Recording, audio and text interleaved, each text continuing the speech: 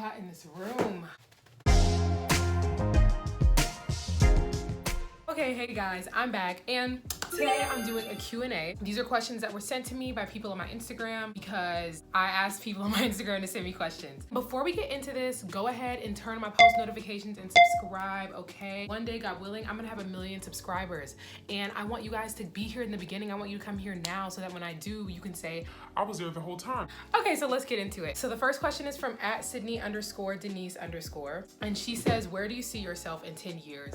So I'm like weird about these questions usually. I'm a Virgo, so I'm naturally a planner, but for some reason when it comes to the timeline of my life, it makes me feel very like suffocated to have a definite plan. It's more so I have loose ideas. But honestly, like since like I've been starting doing YouTube, in 10 years, I see myself as a full-time content creator, 1000%. I don't know why, and I'm usually not too confident in things like that. I can tend to be insecure about a lot, but for some reason with this, I very much so feel like I'm in my purpose. And basically, like, I'll see y'all when I have 1 million subscribers. I'm talking too fast, I'm getting out of breath. Also, I like my little outfit today, a little monochromatic beige look, you know. Another question from @Sydney_Denise_. She said, how do you feel about the support you've gotten or lack thereof since starting YouTube?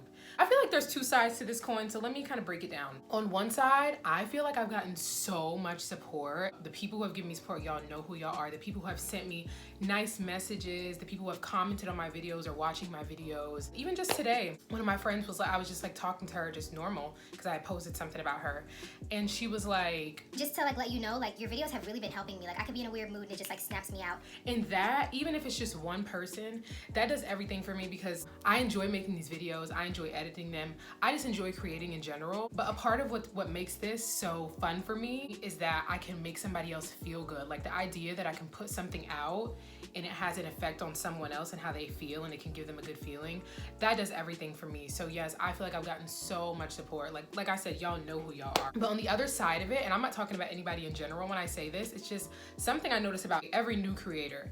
I can tell that people are more hesitant to hop on in the beginning, which I kind of understand to a certain extent. It's the same way like when you go buy a product and you'd rather buy a product that has like 1,000 reviews as opposed to 2 reviews. But you know, you can't start with 1 million subscribers. Like Emma Chamberlain didn't start with 1 million on her first day or her first month. De'Ara and Ken didn't start with 1 million in their first. You say, you know what I mean? Just wait till I blow up. Wait till I blow up. The next question is from @Olivia Kyer. I hope I'm pronouncing that right. She says, oh my God. She said, what was it like being a gymnast and then getting into dance? I'm so sorry. I'm not gonna say that like if you're a gymnast you'll become a great dancer because they're very different, but I will say it helped me. I was already flexible as a child, so like doing gymnastics just like fostered that. I maintained flexibility. When I transferred over to dance, I was flexible and it gave me like body awareness and just like the discipline. The next question is from @LindsayD596, and she said, can you share all of your tattoos and why you decided to get them? Love you. That's what she said. I was actually gonna do a whole video about this. I'm gonna get more tattoos. The day that I have like 20 tattoos, then I can do a video, you know what I mean? So yeah, I guess I'll show it in order. So this is kind of hard because of the places that they're in. So this is the first one I got. By the way, I have 6 total and I got 4 at once and then 2 at once, but this is the order that they're put on my body. So first I have this wave. I don't really have a specific meaning for it. It's mostly just because I saw the wave and I liked the wave and I thought about it on my collarbone and I was like, oh, like that's such a good placement. But for me, it's really important to be in flow, and being in flow is basically just like being in the pocket of your creativity. And I kind of feel like this might be like a little reminder of that, even though it's not like specifically like I got this tattoo to like be in flow, but I do like that it can kind of represent that. I think the next one was the one on my leg. I don't know if you guys can see it. It's gonna be a little sideways, upside down, that's okay. It says Morning Glory, and there's actually a story behind that. So my mom wanted to like make this playlist for her like gospel music in the morning when she's at work before her students come in, and she's like, what should I name it? Like I feel like I want to name it like Morning Glory or something like that. And I was like, Oh, Mom, like that's so cute. and then a couple days later, she's like, yeah, I did my playlist, like it's called Morning Praise. And I was like, Like what happened to Morning Glory? Like that was so much cuter. and she was like, No, I don't really like that. Like, it's kind of corny. and then the day before I got my tattoo, I was like looking for tattoos, and then I see that for the month of September, the birth flower for the month of September, which is my birthday month, is Morning Glory. So I'm like, I gotta get that. I think my next one was the one on my wrist.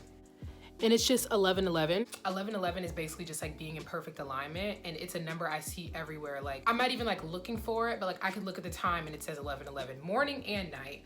I'll see it on billboards, I see it on car tags. I could be on Instagram and the comment section has 1111 comments. Like it's just crazy stuff like that. So that is why I got that. Then I just got these 5 hash marks. I've always wanted this for some reason. It more so solidified for me because 5 is like a number that represents stability, which is something that's really important for me. So then I have this flower, and this is a morning glory flower. So basically it's like opposite. It's on the same ankle as the one that says morning glory. So I got morning glory on the outside and then a morning glory flower on the inside. And then the last one is just this. It just says 8. And I got it because I was watching this video and they were talking about how the number 8 represents like prosperity and success and new beginnings and like all kind of things that I felt like applied to me at the moment. So I said, well, tomorrow that's when I'm getting tattooed. I can't even describe to y'all how hot it is right now. Like, okay, now that I've cooled down a little bit. So the next question comes from at angelita.mimi. And she says, when did you start dancing? Okay, so this is like a weird journey. I guess I'll like talk about it from the standpoint of when I started technically training. So in 9th grade, I took a dance class, but it was not like a technical dance class. Now I will say I feel like it gave me my start. 10th grade was when I started my technical training. That's when I took my first ballet class, my first jazz class. So I technically say that I started dancing in the 10th grade because I had no technical training before the 10th grade. And another question from at Angelita Mimi. She says, what inspires you for choreography? A lot of things, but I would say the main thing is small details in everyday movements. So for example, like washing a car can be this movement, but like if you like change it up, like remix it and like pretend that your neck is like the hood, then it becomes this.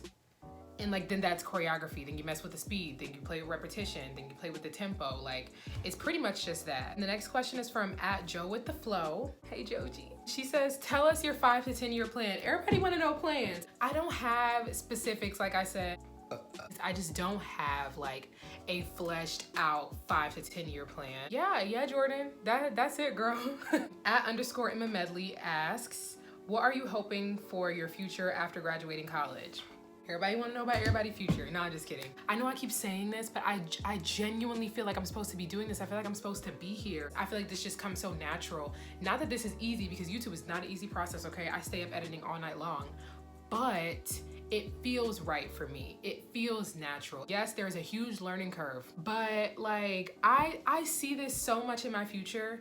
I haven't felt like I saw something so a part of my future in this way, other than with like dance and writing. So yeah, that was a very loose and vague version of what my future looks like after graduating college. I'm sorry, Emma, that's the best I can answer the question. Our next question comes from at Olivia Ray Bryant. She said, advice for KSU dance seniors/seniors in general. For me, from a dance perspective, there are a lot of people who say, you know, don't compare yourself to other people. You know, don't worry about what other people are doing. Focus on yourself, focus on you.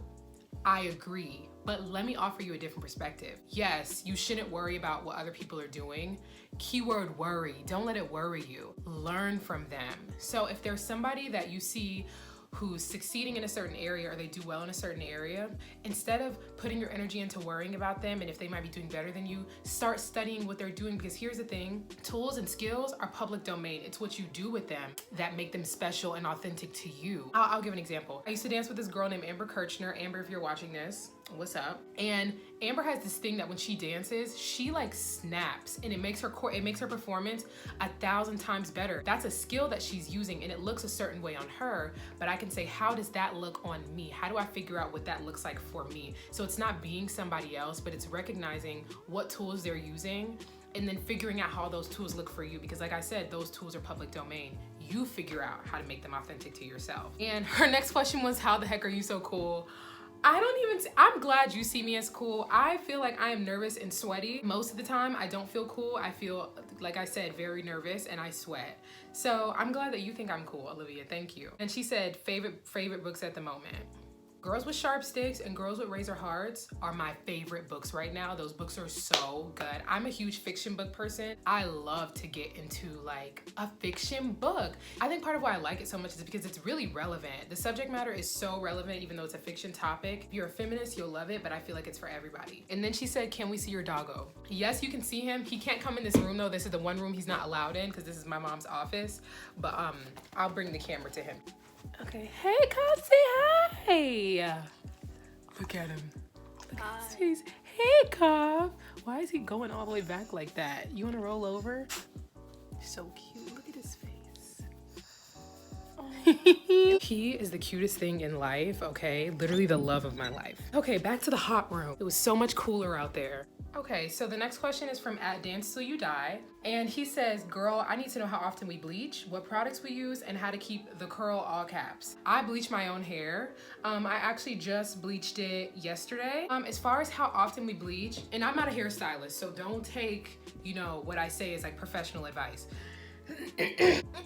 I try to bleach every 4 weeks. Try to make sure you're always bleaching virgin hair. So I'll get a haircut, bleach my hair, let it grow out, and then get another haircut like down to where my virgin hair is and bleach that. That way I'm not over processing my hair. Any Cream of Nature product that has like curl milk or something on it, I would use that. Right now I'm using like a coconut milk Cream of Nature product and also like a, another one, but I just don't remember the name.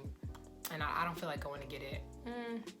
I'll go get it. Okay, so these are currently, watch me be a, these are the two products I'm using right now. So this one is really good. This one is actually my favorite because it smells amazing. This is like Old Faithful for me because I will just always like, you know, be able to come back to this as home base. But yeah, both of these products are what keeps my hair curly and immaculate. The next question is from @OMC2000. He said, what was your biggest accomplishment in college? There are actually a couple things, two things that I can think of.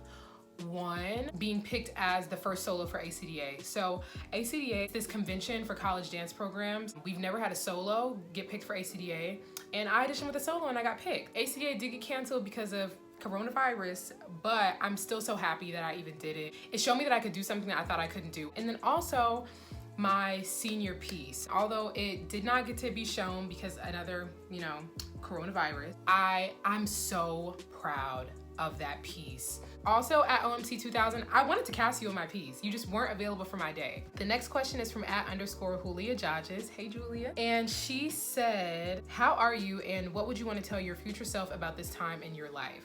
Well, one, I'm doing good. At the beginning of this, I was not doing good. What I would tell my future self, you're not in control of everything. You were never in control of any of it to begin with, so get over it. My next question is from @PandaBearSwim. She said, was it ever weird being a student where your mom taught? So if you guys don't know, my mom taught at my high school. It ended up being the best thing ever. Like, let me tell you something. It was never awkward. It was never weird. Let's say I ran out of lunch money. I just go to my mom's room and be like, Mom, I gotta have lunch money. Like, I need blah, blah, blah. I was in her class. I took her class at one point and it was the most amazing thing. And I'm not a bad student, so she didn't have to feel like, you know, she had to discipline me at school and at home and, you know, whatever. So the last question is, was it a hard choice to cut your hair or you just knew you look as bomb as you do? And thank you, Sierra, for saying that. Honestly, it was not a hard choice at all. There were like some days, there was like a couple weeks before I cut my hair that I wasn't doing my hair anymore. So I used to have a perm and then I went to college and I cut it into a bob. Thank God I'm off of the perm. I had it in 2 braids. And I was so sick of doing my hair. I'm like, I'm just sick of this. Like, I would see girls with short hair, but at the time I wasn't thinking about cutting it, which is why I say it wasn't a hard choice because it wasn't something I was thinking about for so long. I just was seeing people with short hair. My mom was like, when are you doing your hair? When are you doing your hair? Because y'all, I'm telling you, I went a long time without washing it, but I didn't really get that it was because I wanted to cut it. I didn't know that at the time. One day I said, Mom, I want to cut my hair. I want short hair. I'm so sick of this. I'm cutting it. She was like, Shari, are you sure? I don't want you to make a decision that you're going to regret. So May the 24th, 2017, my mom was like, well, tomorrow I'm going to get my hair cut so you can ask my barber like what he thinks. So on May the 25th, that next day, I was like, I just don't know, like, when should I do it? Like, should I do it? And he said, you know what?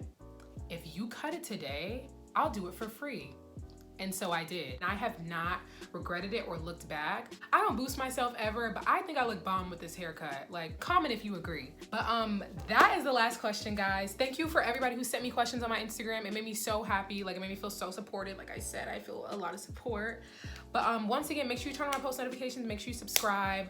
Like this video if you want to. Share this video if you want to. Subscribe to me if you want to. Comment things that you would like to see for fun, for not fun. I don't know what you guys like. Oh, excuse me. I post videos every Monday, Wednesday, and Friday. And this video is going to be posted on Friday. So I'll see you guys on Monday. Bye. So I realized I said I was going to put this video out on Friday, but it's actually going to be put out on Wednesday. So I'll see you guys next Wednesday. Bye.